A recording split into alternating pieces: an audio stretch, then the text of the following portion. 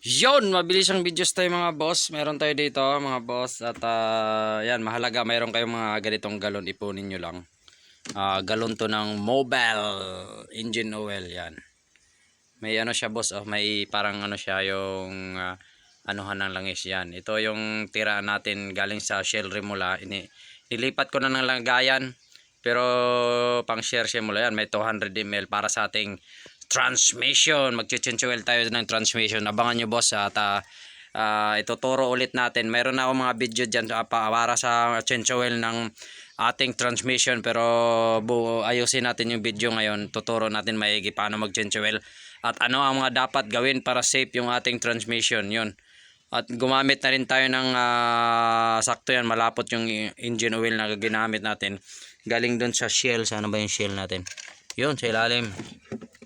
Yan, galing dito sa Shell Remula R1 pang diesel engine, kaya medyo makapal yung langis, kaya bagay siya. Yung tira niyan nandun sa yung nandun sa engine natin, ito yung tira 200 ml yan. Yan ang binawas natin kasi 800 lang naman lagay. Pero sobra na yun kasi yung may dati pa akong tira, yun ang nangyari.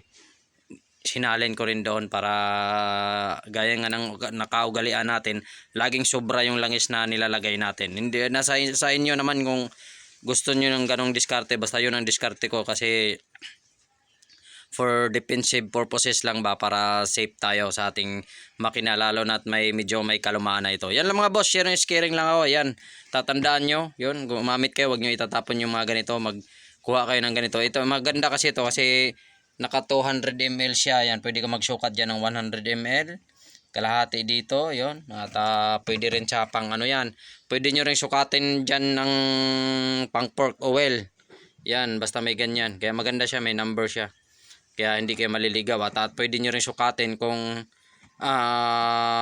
yan, next video na lang kung gaano karami ang langis na change oil nyo, kung nagbabawas ba ang inyong makina. Yan lang mga boss, sharing is caring. Aga Cesar Work, save money, save time, pace. At Aga Cesar Vlog sa ating YouTube channel at sa ating FB page, Boss Alci 2.0.